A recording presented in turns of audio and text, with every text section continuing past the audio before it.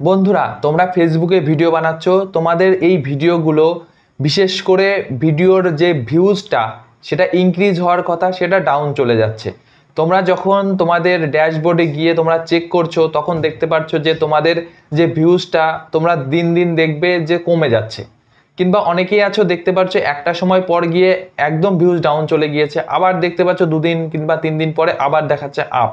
তো এই জিনিসটা কেন হচ্ছে এবং ফেসবুক কি আদৌ তোমাদের এই ভিউজগুলো কেটে নিচ্ছে কিনা, এই ডাউটটা অনেকের মধ্যেই থাকে। তো আমি আজকে এই ভিডিওর মাধ্যমে তোমাদেরকে এটাই ক্লিয়ার করব যে তোমাদের ফেসবুকে যে ভিডিওগুলো তোমরা আপলোড করছো, সেটা তুমি রিলস বলো কিংবা লং ভিডিও বলো, নর্মাল ভিডিও বলো, যে কোনো ভিডিও, তোমাদের সেই ভিউজটা কি করে ইনক্রিজ হচ্ছে আবার কি করে ডাউন চলে যাচ্ছে, সেটাই তোমাদের এই ভিডিওর মাধ্যমে আলোচনা করছি।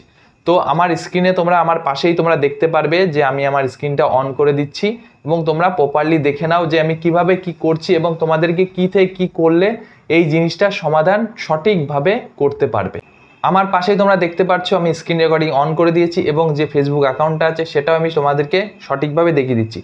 তোমাদের ফেসবুক অ্যাপসটা যখন ওপেন করবে, সেটা তুমি লাইট থেকে ইউজ করতে পারো কিংবা নর্মাল যে ফেসবুক নর্মাল যে ব্রাউজার আছে, যে অ্যাপস আছে, যেটা তোমরা প্লে স্টোর কিংবা অ্যাপ স্টোর থেকে ডাউনলোড করো, সেখান থেকেও তোমরা করতে পারবে।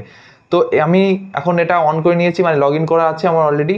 তো এখানে তুমি দেখতে পারবে ড্যাশবোর্ড, এখানটায় চলে আসবে প্রফেশনাল ড্যাশবোর্ড। তো প্রফেশনাল ড্যাশবোর্ডে আসার পর তোমরা দেখতে পারবে যে পারফরমেন্সের মধ্যে তোমাকে কি রয়েছে, দেখো 1.2K ভিউজ প্লাস 102%।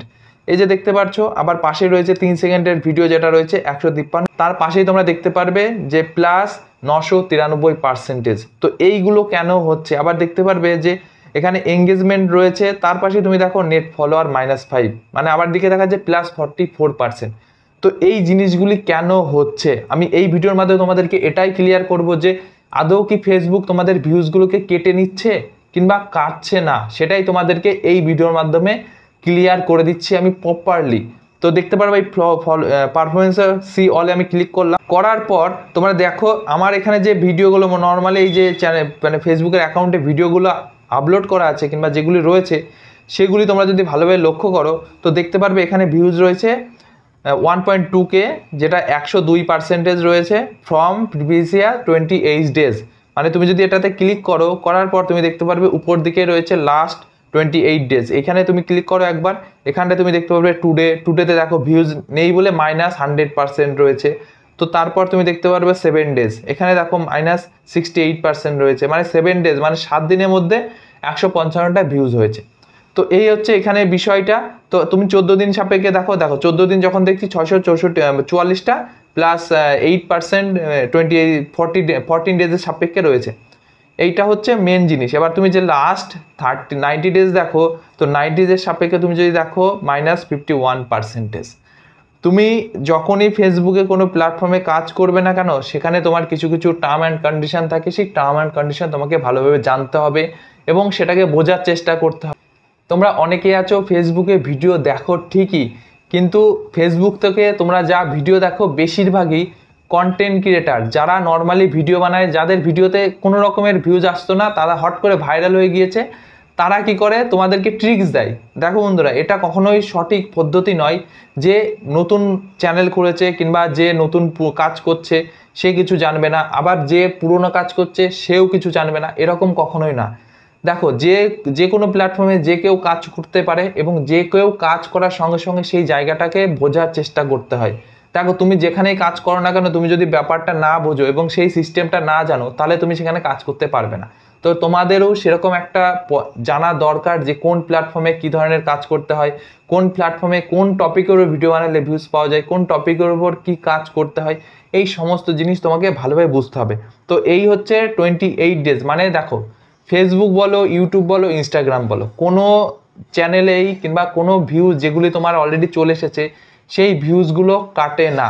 কখন কাটে, ধরো তুমি একটা ভিডিও আপলোড করেছো, সেই ভিডিওটা এক ব্যক্তি বারবার ওয়াচ করে গিয়েছে, তো এই যে বারবার ওয়াচ করার পরে যে ভিউজগুলো কাউন্ট হচ্ছে, সেটা একবারই কাউন্ট হয় এবং পরবর্তী যে ভিউজগুলো আসে সেগুলি পরে ফেসবুক কিংবা ইউটিউব কিংবা ইনস্টাগ্রাম যে কোনো প্ল্যাটফর্মেই এই যে এক্সট্রা যে ভিউজগুলো আসছে ওইগুলোকে ইউটিউব কিংবা ফেসবুক কিংবা ইনস্টাগ্রাম তাদের প্ল্যাটফর্ম থেকে হাটিয়ে দেয়। মানে ধরো তুমি আজকে একটা ভিডিও আপলোড করেছো, সেই ভিডিওটাতে ভালোভাবে বুঝবে, তুমি একটা ভিডিওতে আপলোড করেছো, সেই ভিডিওটাতে মোটামুটি 100টা ভিউজ এসেছে নর্মালি, এবং ওই একটা ভিডিও একটা ব্যক্তি বারবার দেখে গিয়েছে। তো সেই তুমিই বলো, সেই ভিডিওটাতে সেই তোমার এক্সট্রা যে ভিউজগুলো আছে ওই ভিউজগুলো রাখা উচিত কি উচিত না? তোমরা অনেকেই ভাববে যে হ্যাঁ এটা কেন বললে। দেখো, তোমরা যদি রাখো তাহলে তোমাদের একটা সুবিধা আছে, সেটা হচ্ছে তোমরা যদি বারবার দেখো, যাদের মনিটাইজেশন চ্যানেল আছে তারা যদি এরকম ভিডিও বারবার বানায়, তো বারবার যদি ওয়াচ করে যায় বারবার অ্যাডভার্টাইজমেন্ট দেবে এবং টাকা বেশি পরিমাণে আসবে। তো এই হচ্ছে প্রসেস। এবার তুমি যদি এইগুলোকেই যদি হাইড করে দাও, তাহলে পরে দেখবে যদি যতই তুমি দেখো না কেন সেই টাকার পরিমাণটা কমে যাবে। এটা হচ্ছে এক ধরনের পলিসি, যেটা তোমরা সহজেই বুঝতে পারবে না। তোমাদের বুঝতে হলে প্রচুর পরিমাণে কাজ করতে হবে, প্রতিদিন ভিডিও বানাতে হবে, প্রতিদিন যে প্ল্যাটফর্মের উপর কাজ করো সেই প্ল্যাটফর্ম সম্পর্কে জানতে হবে। এই জিনিসগুলি তোমরা যদি মেনটেন করে চলো, তাহলে তোমাদের যে এই যে 28 দিনের সাপেক্ষে 90 দিনের সাপেক্ষে যে ভিউজগুলো ইনক্রিজ হচ্ছে ডিক্রিজ হচ্ছে, এই সমস্ত বিষয়গুলো তোমরা ইজিলি বুঝে যেতে পারবে। তখন আর কারোর ভিডিওতে গিয়ে কারোর কাছে গিয়ে জিজ্ঞাসা করার প্রয়োজন মনে হবে না যে কেন কাটছে, কি জন্য কাটছে। তো এই হচ্ছে আজকের ভিডিও। তো আমি বলেই দিলাম তোমাদের যে ফেসবুক কিংবা ইনস্টাগ্রাম কিংবা ইউটিউব যে কোনো প্ল্যাটফর্মে কাজ করো না কেন, ভিউজ কখনোই ডিক্রিজ হয় না, শুধুমাত্র টাইমের সাপেক্ষে চলে। নর্মালি 28 ডেজ সাপেক্ষে চলে, এবং 28 ডেজের যখনই তোমার একদিন চলে যাবে তো পিছন দিক থেকে একদিন কমে যাবে কাউন্টটা। এরকমভাবেই চলে বলেই তোমাদের মাইনাসে চলে আসে। আবার কেউ ধরো আজকে 100টা ভিউজ রয়েছে, সেটা হট করে বেড়ে গেল, ধরো আজকে 100টা রয়েছে, আজকে 28 দিন শেষ হচ্ছে, আবার কালকে যখন অ্যাড হবে, একদিন অ্যাড হবে, কালকে একটু বেশি পরিমাণে দেখে নিলে তখন পার্সেন্টেজ বেড়ে যাবে। তো এই হচ্ছে প্ল্যাটফর্মের প্রসেস। তো তোমাদের আশা করি ভালোভাবে বোঝাতে পারলাম। যদি না বুঝে থাকো আবার কমেন্টসে বলো যে আমি বুঝতে পারছি না, আমি আবার পরবর্তী ভিডিওতে আরও ভালো করে বোঝানোর চেষ্টা করব। Thank you for watching.